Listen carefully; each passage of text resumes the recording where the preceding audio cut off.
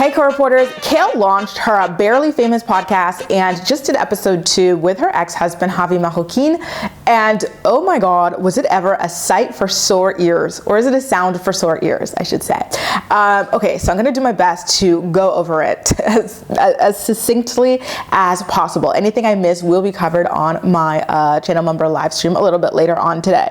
So just as a general overview, it kind of seemed as though Javi is extremely emotionally abusive to her, and Kail on her side of things is very much the type to minimize the stuff that she does in return. Like, she has a lot of valid gripes to pick with Javi, but at the same time Javi expressed some valid things that he has against her, and she kind of would ignore them and steamroll to get to her point without really listening to what it was that he was saying as well. Like, there was a lot of hurt on both ends. It honestly felt like kind of just like listening into an argument between, I don't know, like your parents or something like that. Thankfully I didn't grow up in a house with parents who argued, so this is like wild to me, like it's very foreign to me, but that is what I imagined it to be like. It sounds really, really, really bad. It was like I felt like my cortisol levels were so high from listening to it. So, you know, at the top, she talks about how Javi apparently every day tells her that she is childish, and so Kail's, you know, right at the very top, you guys, like the first 2 minutes, she's like,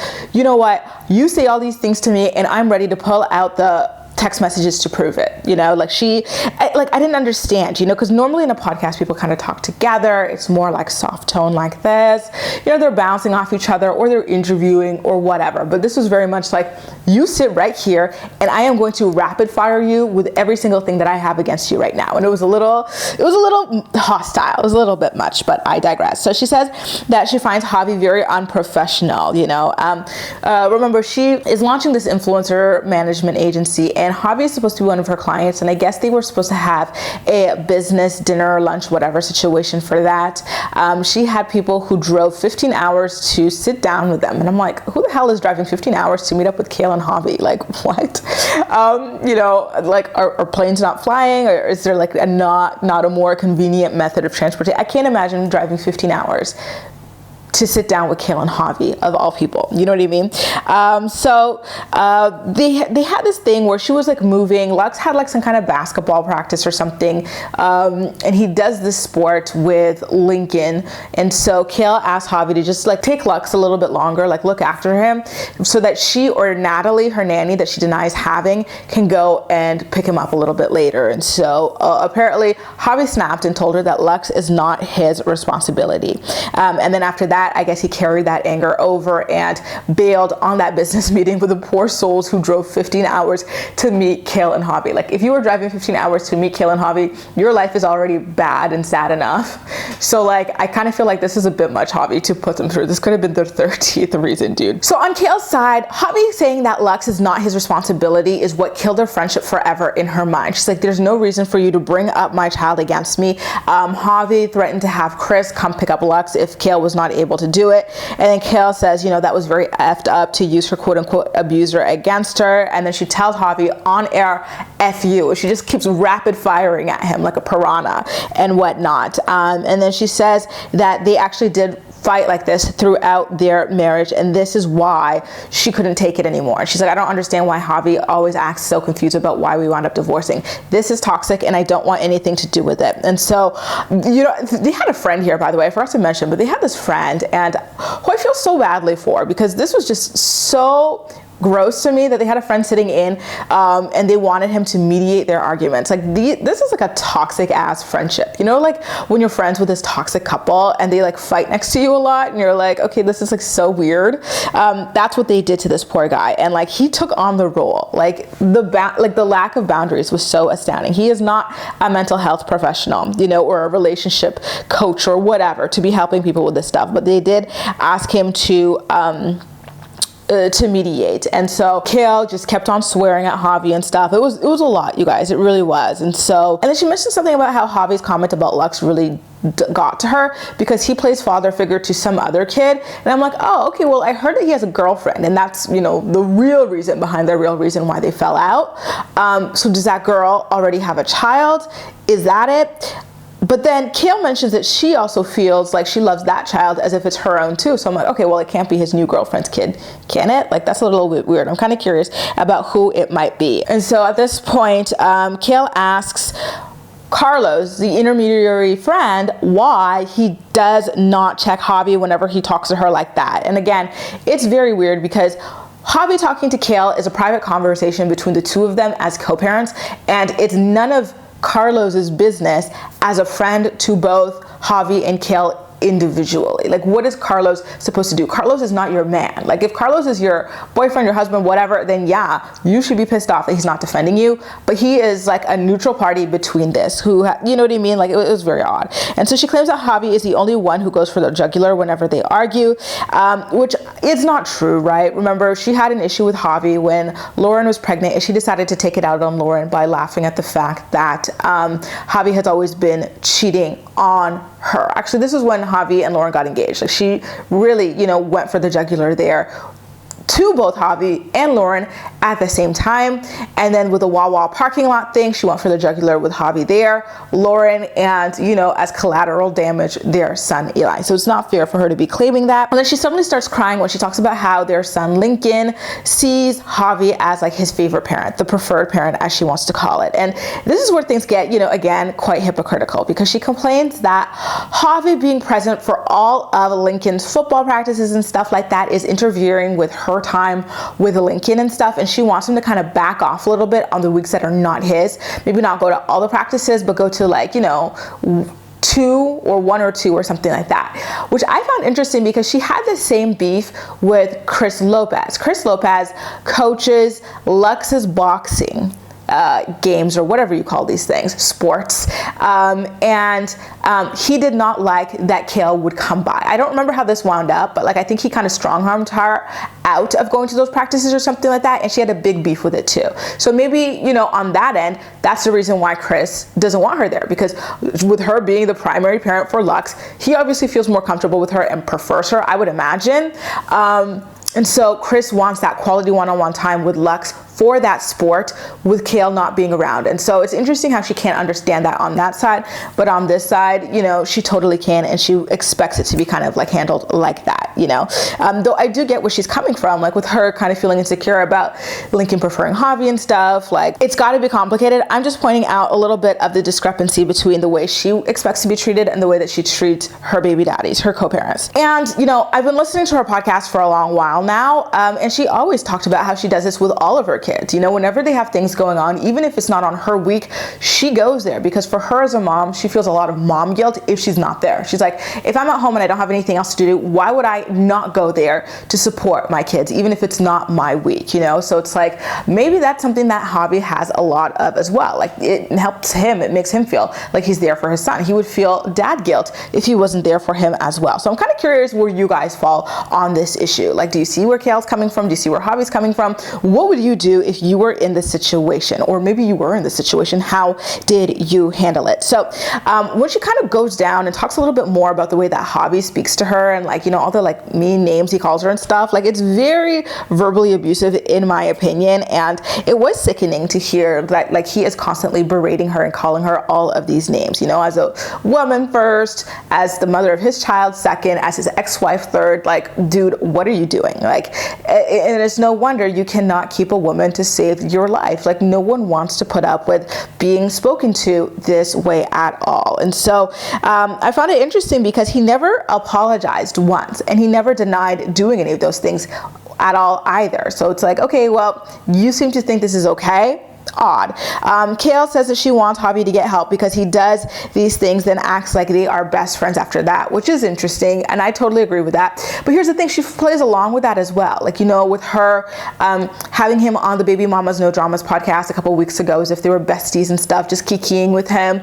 That whole thing about the hotel and her forcing him to take her to Target and stuff when she could have gone herself. Like, she plays into it just as much as he plays into it. I think they have a toxic codependency on one another. Like, they like having having each other in the reserves, you know, while they try to find like the true person that they actually want to be with. So again, Javi says that he doesn't want to be missing out on Lincoln's stuff because he's so flexible, right? He's only got one other child, so why not go there? Like, sports are their thing, and he doesn't want to let Lincoln down. And I kind of see where he's coming from here. It's like, if you've been doing it all these years, why should you all of a sudden stop just to make Kail feel comfortable? Because at the end of the day, Kail feeling comfortable, how does, you know what I mean? Like, does it make Lincoln feel more comfortable if Javi does not show up? I don't think so. I think that that would make Lincoln feel sad in some respect because he's so used to it at this point. It's been years of this. So I don't know that it would have a good effect on Lincoln personally. You know what I mean? Again, he doesn't apologize for insulting Kail, but he does say that none of the sports stuff that he does would be possible without Kail, you know?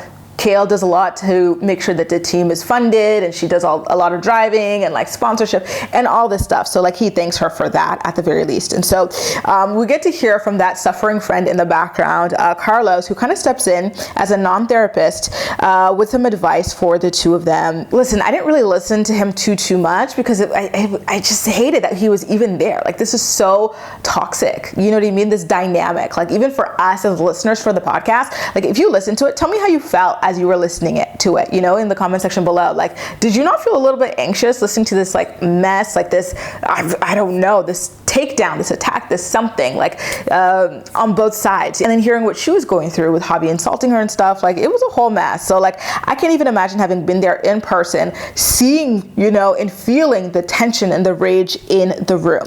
So Kail kind of constantly brings up Javi's name calling and stuff, and then she catches him in a lot of gaslighting attempts. Like, Javi keeps trying to use excuses for why he would say certain things, certain derogatory things, and then the excuses would not add up. You know, he'd say, oh, it's for X reason, and Kail would be like, that's not possible because of Y, and then he'll back off and then deflect with another story. Like, it happened quite a lot of times where I'm like, Javi, you seem to have a real problem, dude. And so Kail then talks about how Chris is the worst person on the planet, but Javi has kind of stooped below that lately with his comments about Lux especially, and she says that the emotional and mental abuse that Javi has put her through is worse than the physical abuse that she was allegedly put through by Chris, which is interesting because again, Kail kind of ignores some of the stuff that she does on her own side, right? She's got 3 baby daddies and 3 instances of PFAs against each one that, you know, are a little bit shady. With Joe, she put a PFA against him. I don't even remember why, but it did, you know, she just didn't want him to be around Isaac for her own selfish reasons.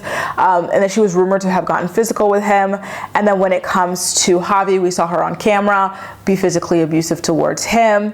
And then with Chris, she caught a charge for offensive touching. For doing what? Getting physical with him as well. You know, like, we have to have a little bit of accountability here, especially if you are like just rage demanding it from somebody else. So you know, speaking of accountability, at this point she starts demanding that Javi disclose whether or not he goes to therapy or church. She's like, you need to be in therapy. You're not in therapy. Well, you don't even go to church. And he's like, well, you know, you don't deserve that information from me. Like, I have my boundaries with you, and this is one of them. You don't need to know this stuff. And I was Team Javi on this. Kail is not entitled to his medical information. It was kind of gross to watch her demand all of these answers from him, you know, like, oh, you're in therapy? Who's your therapist? Blah, blah, blah. Who is it? Who is it? Are you in therapy? Or are you in church? You don't, like, it was like, back off a little bit, sis, because, you know, I know that you go to therapy and you're working on a lot of things with yourself, but this is not a good look for you as such. You know, it kind of looks a little bit regressive on your part. And going to therapy doesn't mean that you are any more, like, automatically any more accountable than the next person. You could very well just be going there and not listening or applying the advice that your therapist gives to you. So, you know, like, listen, okay? So then at this point, she asked Carlos why he's even friends with Javi, which I felt crossed a huge boundary with Carlos. You know, like, that's not fair, Kail, to put him in the middle of the two of you, especially because you and Javi fight all the time, become best friends again, fight all the time like clockwork every single month. So why should Carlos jeopardize his friendship with Javi, you know, sever it, get rid of it completely to support you, knowing that you're going to go right back to being best friends with Javi within like 3 weeks or less? And again, why should he? He is not your boyfriend. He is not your husband. He is, you know, he doesn't owe you that level of loyalty. And it's sad that you would even demand that. I really don't like friends like that who like demand for you to like cut someone off because they have an issue with them, because 9 times out of 10, these are the two types of friends that do that. Number one is the type of friend who is like Kail and Javi, that relationship where they hate them, and then a couple months later down the road, a couple weeks, they go back to being friends again, fake friends again. Or number two, they're the type of people who fall out with literally everybody. So if you just keep cutting off people because your friend doesn't get along with them, you're gonna find yourself on an island, and then eventually you and your friend are gonna fall out too, because they fall out with literally everybody. And then what? So Carlos was smart to stay neutral and like not fall for that at all. And then at this point, Javi calls her out for always being the victim, but then she says that he is constantly poking the bear, and then kind of like playing victim himself, like, oh my God, look at Kail, here she goes, whenever she bites back. And that I can totally agree with, especially when she already described the way that he talks to her. Like, to me, that is someone that is constantly trying to antagonize you to get a rise out of you, like a very like big rise out of you. So I'm totally with her on that. And then Javi accuses her of being controlling and tells her that she is not his wife anymore, so she can't ask him for favors like watching the kids and stuff like that. And he calls Lux in particular triggering, which I understand, because Kail was cheating on Javi with Chris throughout that marriage, and then she pretty soon after the divorce got knocked up with Lux. So first I was like, oh, I never even like thought about that, but I could see why that would be. And then again, Kail shuts it down. She's like, that's not true, because you always offer to watch Lux. I've left Lux at your house, a couple of times for the brothers to kind of just hang out. You yourself, Javi, even invite Lux a couple of times to your house. So why is it all of a sudden, because it's convenient for you in this moment, that he is a trigger and that he is not, quote unquote, your responsibility? And I'm with her on that. It's like, that's so manipulative, and it's so weird, people like that, where they just keep changing, keep moving the goalpost or the fence or whatever. Like, you just never really know where they stand on stuff. How do you go from watching a kid all the time, inviting the kid over to your house all the time and stuff, to being like, oh, he's not my responsibility, he triggers me? It doesn't make any sense. Like, yeah, like he totally is being very weird. And I feel like we saw examples of this in Teen Mom 2 while they were still married or going through a divorce or something like that, where he would say yes to something and then change his mind just to be controlling to her. Something about that concert rings a bell to me, so that doesn't surprise me at all. And then tensions just continue to escalate at this point, and it really just feels like neither of them is listening to the other person. They just kind of like are, quote unquote, listening with the specific intention of responding, not absorbing and then positioning from there about how they can improve their relationship or the situation from there. It's just, oh, this is your offense, well, here's my defense. And then they just keep pinging it back and forth. And that was really unfortunate, because they did open up quite a lot, and they gave each other a lot of material to work with when it comes to how to move forward as better co-parents in the future. And they totally just dropped the ball on kind of listening to those things. And so Kail drops a huge bomb on Javi when she says that he's just upset that they aren't together anymore, which I'm kind of curious about, because Javi has attempted to get engaged to another woman once. Since then, Brianna, and then actually did get engaged to another woman since then, Lauren. So it's like, I don't know, maybe, I can see it. Javi claims that she's reaching, but he clearly still has some kind of obsession with her, and neither of them have boundaries with the other person. So I feel like this is something that applies to the both of them. She keeps then asking Javi why he continuously insults her, and every time she asks him, he deflects, with that story about Lux not being his responsibility, which is weird. And then he says that insulting her is not that serious, and she pointed out a lot of specific examples of him like telling her grow up or calling her a bad mom or this or that. And then he's like, oh, well, if me telling you that Lex is not my responsibility is this upsetting to you, then I apologize. If I hurt your feelings, I apologize. Like, that was so manipulative and shady, Javi. Like, what the hell, dude? So Kail accuses him of pitting her and Lauren against each other. And then Carlos pops back up, the poor guy, and gives him good advice about speaking to each other the way that they want to be spoken to. I think it's important that people remember that, in all of their relationships, romantic, platonic, with their friends, at work, like whatever. It's a really good rule of thumb to follow. Javi complains that Kail talks about their marriage like it was nothing, and Kail immediately denies it. She doesn't even stop, listen. She just denies it. She's like, that's not true. Then she calls their marriage a case of right person, wrong time. They were just kids getting married and having kids and stuff like that. And I'm like, how do you say right person, wrong time when you are over here crying through an entire podcast, Anger level on 100, and rightfully so, because your baby daddy keeps allegedly emotionally and verbally abusing you. You're saying that what he does to you is worse than the alleged physical abuse of another person. So on what planet is that right person, wrong time? That's clearly just, in my opinion, wrong person, bad person. There's never a right time to be with someone who does this sort of stuff to you. So I found that like a really weird way of her saying that. And again, her denying that she minimizes their marriage is a complete joke, because she did a lot of interviews and like social media posts and stuff like that, talking about how Chris is the only man that she ever really loved, you know? And it's like, sis, you were married. Like, what are you talking about? I remember being, appalled a little bit by some of her comments. And she said this on several occasions, that Chris was the only true love. And that's why what he did to her was the worst thing ever, because, you know, she was actually in it. She was actually in love. You know, she didn't know love before Chris and whatnot. So yeah, she totally did minimize their marriage over the years, but I digress. And so, next up, she brings up that Instagram live that she and Javi did, kind of crapping on Lauren. Remember when it came out that Lauren got arrested or had a restraining order against her or something like that for allegedly like assaulting Javi? So they hopped on and then just talked a lot of crap and stuff, and she really backed up Javi in that live. So she claims that she never talked, shit about Lauren to Javi, and she would even defend Lauren on a couple occasions. And it's like, that's not true. The way you humiliated that girl twice on national television, first time when she got engaged, second time when you were just mad at Javi or whatever, and they had gotten back together or something, like, come on, you have not. And then Kail regularly talks on Baby Mama's No Drama with V about Lauren, and she doesn't say nice things about Lauren. She says that Lauren is always overstepping her boundaries and stuff and this and that. Like, she doesn't like that Lauren cheers for Lincoln when, she is at his football games and stuff like that. So like, what is she talking about there? You know what I mean? And then even on that very Instagram live that she's talking about, what was she doing? Talking crap about another woman to hype up Javi, who apparently has been calling you a bad mom on a regular basis, childish on a daily basis. So what did you really gain out of that? So she says that she's pissed that after she went on Instagram live caping for him, he went on his own Instagram live to talk crap about her and,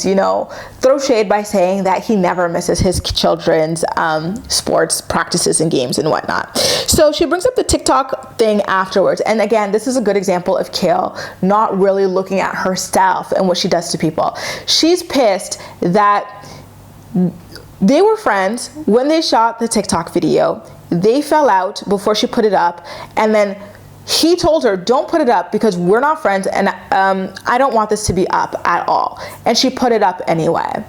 And then she's upset that he didn't want it to be up, because when it was filmed, they were okay. So she's like, even if we're not okay now, I deserve to put it up. And that's not true. Kail, consent can be revoked at any time. I feel like this is something that has been a really big theme in the world, as it should be. And I don't understand why she doesn't see that, like, just because you were friends at this time doesn't mean you put it up now.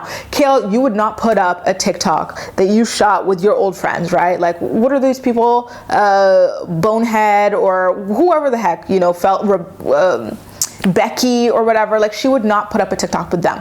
But because it's Javi, and Javi did point this out, that she gets off from people speculating about whether or not they're a couple, she goes for it and she crosses his boundary there. And she does it very unapologetically as well, which I felt like, sis, you're not doing yourself any favors on this. Like, he's doing a lot of awful stuff to you, but you have to look at the stuff that you were doing to him as well to kind of, and get him upset with you. Anyway, you guys, that's all for now. This was a very long podcast. I'm gonna get to a couple more of the details a little bit later on in that members only live that I'm filming later on today. It should be around 12 p.m. Eastern, so stay tuned for that. But in the meantime, let me know what you thought about this very chaotic, very, very, very, very dark and grim podcast episode featuring Kailyn Lowry and her ex-husband Javi Marroquin having a divorced lovers quarrel live on Spotify, Apple Music, and wherever else you stream your podcast, with a friend in the background listening. And what did you think about that, by the way? Carlos being there, was that fair to him as a friend?